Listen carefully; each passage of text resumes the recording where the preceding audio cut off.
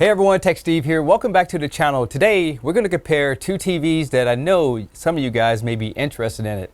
We're talking about the TCL QM6K versus the TCL QM7K. Let's get into it.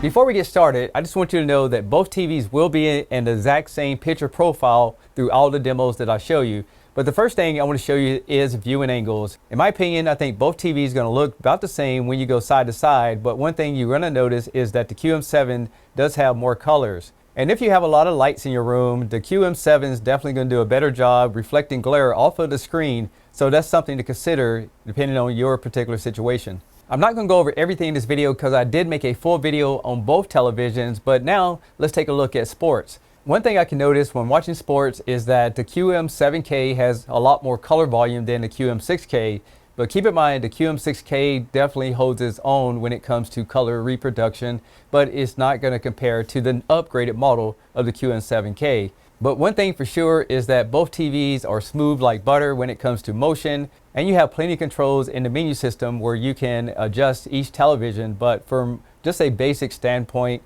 I would say that both TVs will be smooth on any type of content that you run through it, thanks to the AI processors that these TVs have. If you're buying these type of televisions, what I mean by that, it's not going for the lowest end budget television. Both of these TVs have a lot to offer when it comes to movies. One thing I do want to point out, if you look at the QM7K, you can definitely see that color volume that I mentioned earlier, and it has a lot of details. I would say that it has more of that red push like the last year G series, but overall this works good in the warm settings that we use for movies. Now the QM6K is still a great looking television, has really good shadow details, and if you didn't have this TV next to the QM7K, I think you'll be very happy with the results from this television. After all, the QM6K will save you a little cash and you will get a great picture on it. So I think you'll be fine with either television, but if you want higher performance, the QM7K is definitely going to have a lot more to offer. Watching both TVs in SDR mode, I want to show you the different picture profiles.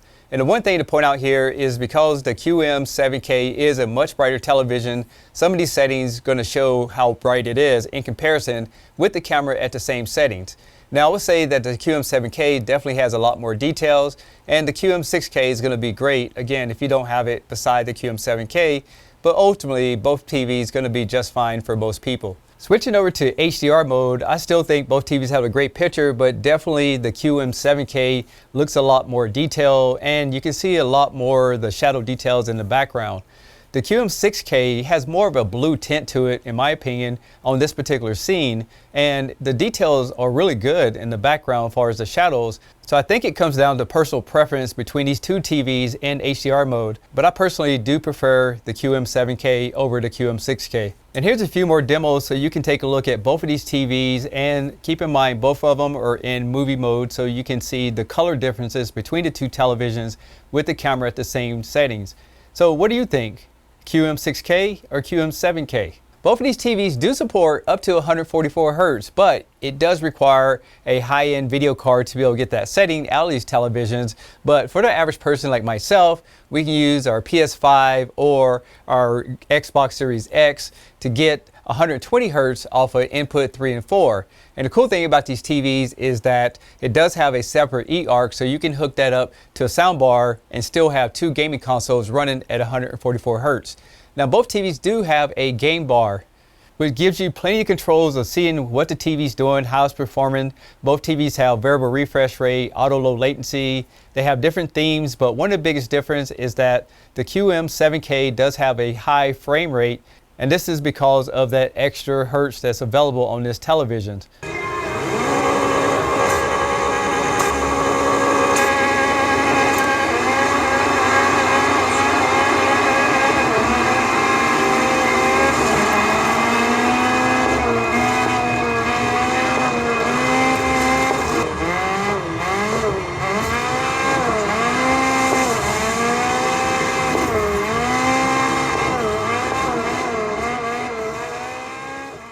Both TVs going to be great for gaming, but I must point this out. The QM6K, I did prefer the clouds on it. They just seem more natural than the Q7K when it came to the colors.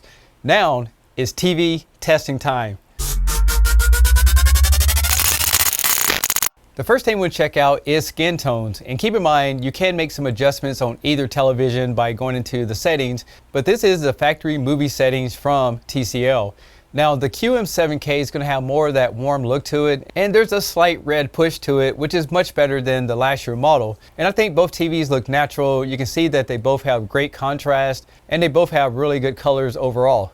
As far as dirty screen effects, I think both TVs do a decent job, but as I get into some of the darker gray levels, you are going to see a little bit of discoloration in both televisions, so neither one of these are perfect panels, but this is not something you would notice on a daily basis, so you know how well these TVs perform side by side using the same demo. And both of these TVs use a technology called HVA panels, so you're not going to notice any blooming in these pictures unless you get into the really high bright levels of the televisions. But when watching movies and those credits pop up at the end, I don't think you're going to see any type of noticeable blooming where it's going to be a problem to you whatsoever. And that's to say both of these TVs do a really good job when it comes to that. When it comes to upscaling, both of these TVs will be pretty much identical, but because of the colors on the QM6K, it just appears to be a little bit sharper to me overall. Now I would say that as you get into higher resolutions, you got to get used to that warm picture that you get on the QM7K, but overall I think both TVs going to do good upscaling some of that old content that you might be watching, but just don't expect miracles if it's very blurry material. Most of these TVs do prefer having 720p and up to get the very best picture quality to upscale it close to 4K. The last thing I want to mention is the design of both TVs. The U6K is a nice looking television. On the back of it, it has Onkyo audio system. It also has two HDMI 2.0s and two HDMI 2.1s for your gaming consoles. The QM7K uses a B&O audio system with subwoofers on the back of it as well. And it has two HDMI 2.0s and two HDMI 2.1s. The QM6K has the traditional stands where the feet are on the side of it and they're non-adjustable, where the QM7K has a pedestal in the center of it, so it's going to fit on most of your entertainment centers, plus it is raisable.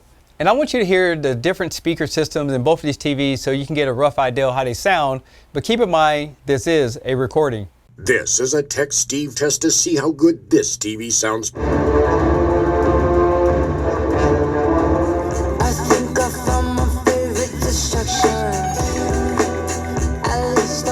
My pros, I don't play by the rules, I just switch up the flow. Hey, chill on the weekend, give X's and no. She in love with the kid, I ain't texting her phone.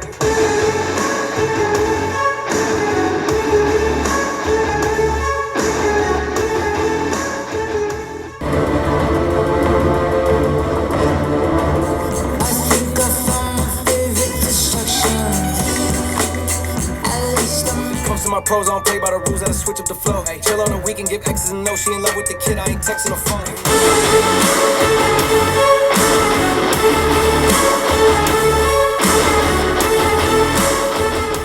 As far as the audio, I think the QM6K is a lot more fuller, but when it comes to sound quality, here live, I'd like the QM7K and the fact that it has some better controls to create more of a surround sound with that B&O system, but it's not going to be as full. It seems just the sound is much richer. With that being said, what is my opinion about these two TVs? I think if it was me and I just watch TVs, movies, I'll be okay with the QM6K. It's a great looking television, and again, not seeing it side by side, most people are going to be happy with that TV. But if I was a gamer, I'd definitely go with the QM7K. Plus that TV has a higher nits rating, has more local dimming zones, so the TV is going to perform in so many different facets over the QM6K. But it really comes down to how much money do you want to spend on TV? Are you a TV person or not? But that's my perspective, and hopefully these demos let you make the best choice for yourself and your family. Now, if you want to check out the full videos, I'll make sure that we leave the links in the description below. With that being said, I'm Tech Steve. Thanks a lot for watching. I appreciate you guys, and I'll catch you on the next one. Peace.